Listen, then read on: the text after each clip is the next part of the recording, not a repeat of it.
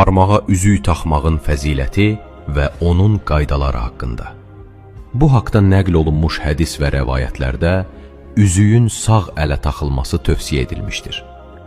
Üzərində müqəddəs yazı, şəkil, daş olan üzüklər ayaq yoluna gedərkən barmaqdan çıxarılmalıdır.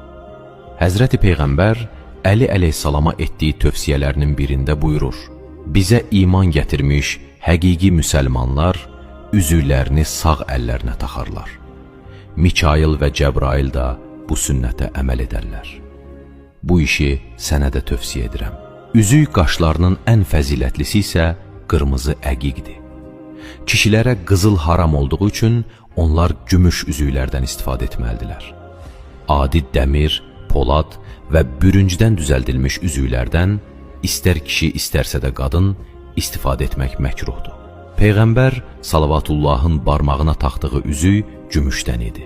Üzüyün üzərində bu sözlər yazılmışdı: Muhammedun Rasulullah.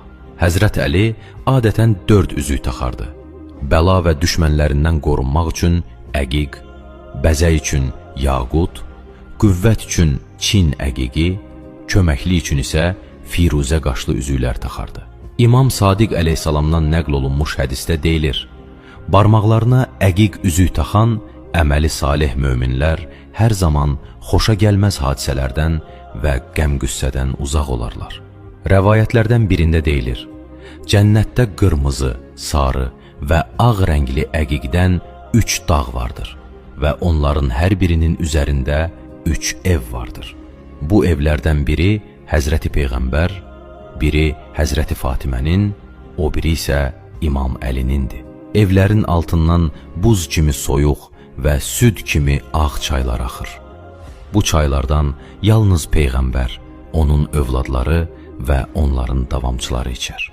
Allah Taala əqiq üzük taxılmış əlləri daha çox sevər və dualarını müstəcəb edər. İmam Hüseyndən nəql olunmuş hədisdə deyilir: Həzrəti Musa Tur dağında Allah Taala ilə münacat etdiyi zaman yerə nəzər saldı və üzünün nurundan əqiq yarandı. Sonra Allah Taaladan ona belə bir xitab gəldi: And olsun müqəddəs zatıma, Əli İbni Əbi Talibin imamətini qəbul edib barmaqlarına əqiq üzük taxanları cəhənnəm atəşindən amanda saxlayaram. Həzrət Əli Peyğəmbərdən soruşdu: Ya Rəsulallah, əqiq daşlar harda olur? Peyğəmbər buyurur: əqiq daşları Yəməndə yerləşir. Bu dağ Allahın birliyinin, mənim sonuncu Peyğəmbər olduğumu, sənin və övladlarının imamətini iqrar etmişdir. Həzrət Əli buyurub, əlində əqiq üzük olan əməli salih bir müsəlmanın namazı bir dəstə cəmaatın namazından üstündür. İmam Razadan nəql olunmuş hədisdə deyilir: kədərləndiyiniz və pərişan olduğunuz zaman əlinizə yaqut qaşlı üzük taxın. Bu sizin işlərinizdə müvəffəq olmanıza köməkli edər. İmam Sadiqdən nəql olunmuş hədisdə deyilir: firuzə qaşlı üzük taxan şəxsin ruzisi bol, gəliri isə bərəkətli olar. Həsən İbni Əli Mehrandan nəql olunmuş rəvayətdə deyilir: bir gün İmam Musanın barmağında firuzə qaşlı üzük gördüm.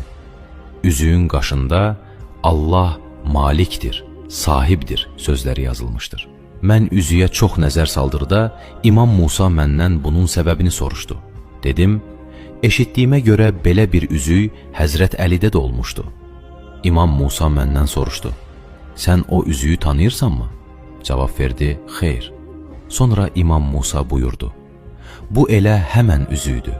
Gördüyün bu firuzə qaşını Cəbrail Həzrəti Peyğəmbərə cənnətdən gətirilmiş və Peyğəmbər sonralar onu Əliyə bağışlamışdı. Əli əleyhissalamdan nəql olunmuş hədisdə deyilir: bir gün Həzrəti Peyğəmbər barmağındakı Yəmən cəzəyini çıxarıb mənə verdi və sonra buyurdu: al bunu və sağ əlinə tax. Bununla qılınan namaz Allaha təsbih edər. Savabı isə sahibinin əməl dəftərinə yazılar. Əli İbni Məhəmməd Həmirə deyir: Çəfər İbni Mahmudun qızını çox sevirdim. Onunla evləndikdən sonra bir neçə müddət övladımız olmadı. İmam Əliyə Nəqinin yanına gedib bizə bir məsləhət verməsini istədim. İmam gülümsəyərək dedi: firuzə qaşlı bir üzük al və üzərinə bu ayəni yazdır. Rəbbi lə təzərni fərdən və əntə xeyrul varisin. Belə də etdim və 1 il keçdikdən sonra o qadından bir oğlum oldu. İmam Sadiq əleyhissalam sahabələrinin barmağında firuzə üzüyü görüb buyurdu: Ya məfsəl, bil ki, barmağındakı bu qaş gözün görmə qabiliyyətini artırır, ürəyə qüvvət verir və insanda gözəl əhval-ruhiyyə yaradır. Müsbət xüsusiyyətləri olan daşlardan biri də Çin hədidir. Bu qaşdan düzəldilmiş üzüklərdən adətən təhlükə ilə üzləşmə ehtimalı olduğu halda istifadə olunur. Nəcəf dürrü haqqında nəql olunmuş hədisdə deyilir: Bu daş Nəcəf mədənlərindən ixrac olunur. Onun qiyməti ucuz, fəziləti isə çoxdur. Nəcəf dürünü